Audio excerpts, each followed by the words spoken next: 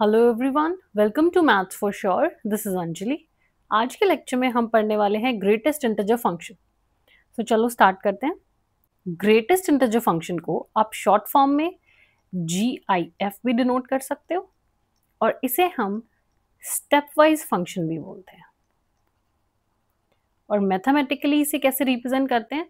y equals to closed bracket में आपका x होता है। ये हमारे पास रिप्रेजेंटेशन है ग्रेटेस्ट इंटीजर फंक्शन की।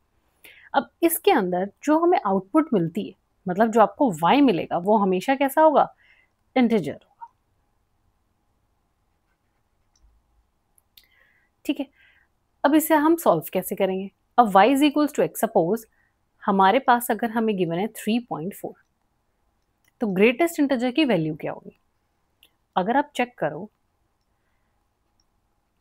ग्राफ पे, अगर हम इसे प्लॉट करके देखें कि ये पॉइंट कहाँ पे आता है, 3.4 आपका यहाँ कहीं आएगा। ठीक है, अब इसकी वैल्यू क्या होगी? इससे जस्ट पहले वाला जो भी इंटीजर है वो इसका आंसर होगा।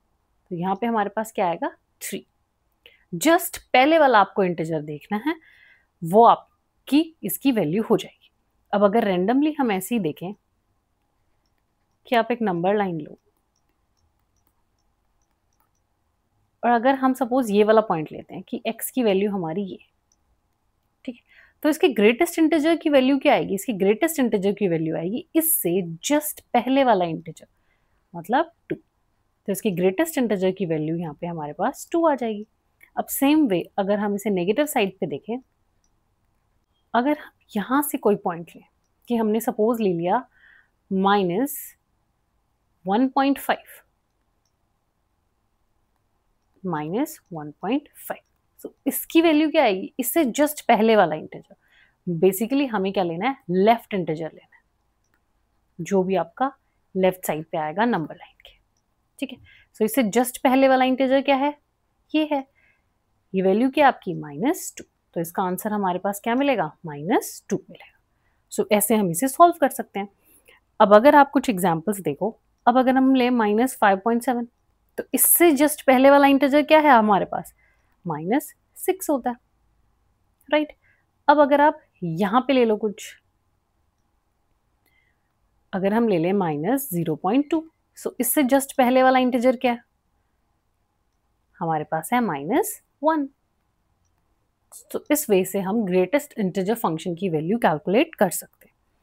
तो अब इसे रिप्रेजेंट कैसे करेंगे? हम इसे कैसे लिख सकते हैं? और आप इसे डिनोट कर सकते हो कि ये जो हमारा x है, इसकी वैल्यू आपकी basically less than equals to x और लेस देन x-1 के बीच में लाई करती है।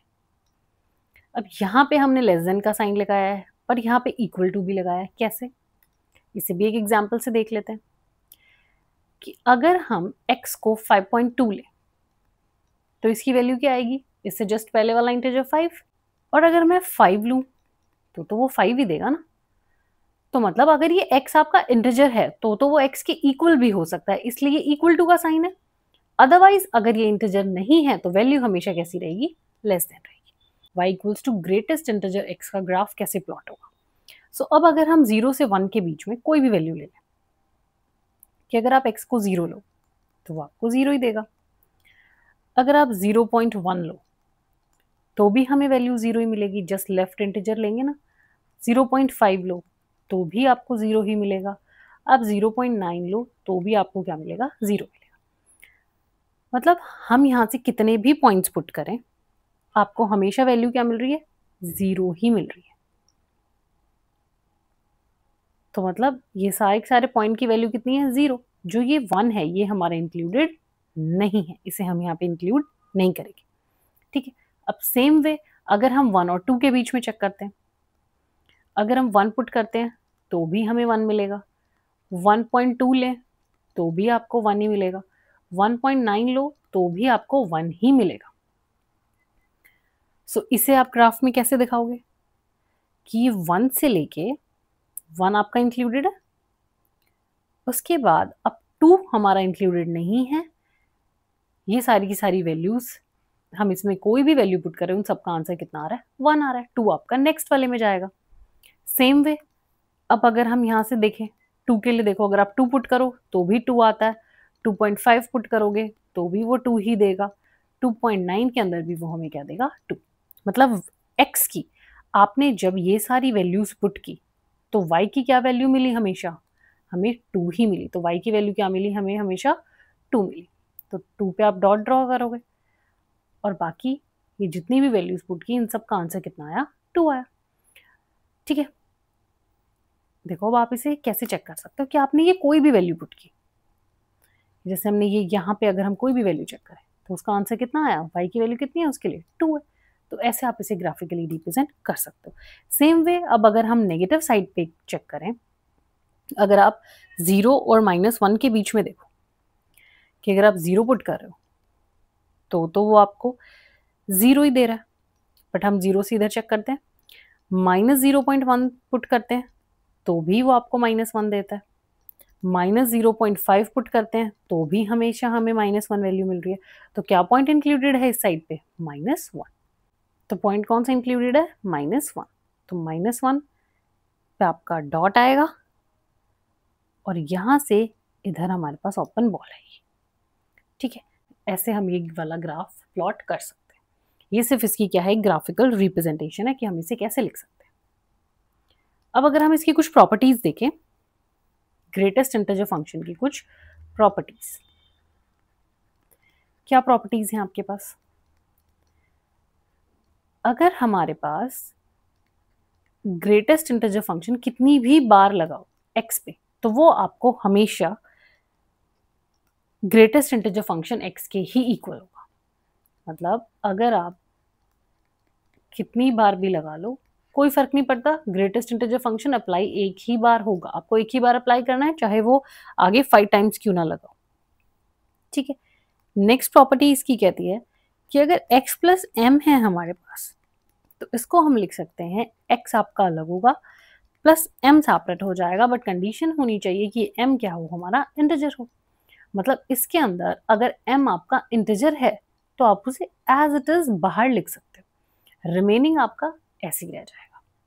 एग्जाम्पल से देखते हैं इसे, अगर हम ले लें 3.6 प्लस 5, ठीक है, अब 5 यहाँ पे क्या इंटीजर है, तो इसके अकॉर्डिंग हम 5 को सेपरेटली बाहर लिख सकते हैं।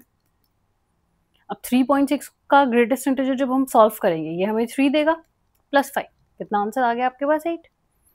अगर अब हम ये प्रॉपर्टी ना अप्लाई करें और इसे ऐसे ही चेक करें तो देखो तब भी आपको सेम आंसर ही मिलेगा। अब अगर हम इन्हें ऐड कर दें ये हमें देगा 8.6 और आप 8.6 का ग्रेटेस्ट इंटीजर सॉल्व करेंगे तो भी 8 आएगा, यहाँ से भी आपका सेम आंसर है, यहाँ से भी, मतलब प्रॉपर्टी आपकी सेटिस्फाई हो रही है। सो इस प्रॉपर्टी को हम यूज कर सकते हैं। ठीक है, और एक इम्पॉर्टेंट प्रॉपर्टी है कि अगर हमारे पास greatest integer function x plus -x है तो ये आपको सिर्फ और सिर्फ 2 वैल्यूज ही देगा, आइदर 0 और -1। वो आपको 0 कब देगा, जब आपका x जो है वो इंटीजर है, -1 कब देगा, जब आपका x इंटीजर नहीं है। एग्जाम्पल से देखते हैं, अब अगर हम इसको क्या ले ले, 5 ले ले प्लस -5, इसको सॉल्व करेंगे तो एज इट इज आ जाएगा -5 एंड इट विल बिकम 0। ठीक है, जब वो इंटीजर था। अब जब वो इंटीजर नहीं है तो अगर हमने 5.2 ले लिया प्लस -5.2, 5.2 का ग्रेटेस्ट इंटीजर क्या होगा, 5 होगा, और -5.2 का ग्रेटेस्ट इंटीजर फंक्शन कितना होगा, -6 होगा। इसको सॉल्व करेंगे ये हमें क्या देगा, -1। तो मतलब हमेशा जब भी आपके पास ऐसा कुछ होगा तो सिर्फ और सिर्फ 2 वैल्यूज ही पॉसिबल हैं, आइदर 0 और -1, दैट्स इट। इसके अलावा आपको कोई और वैल्यू नहीं मिलेगी।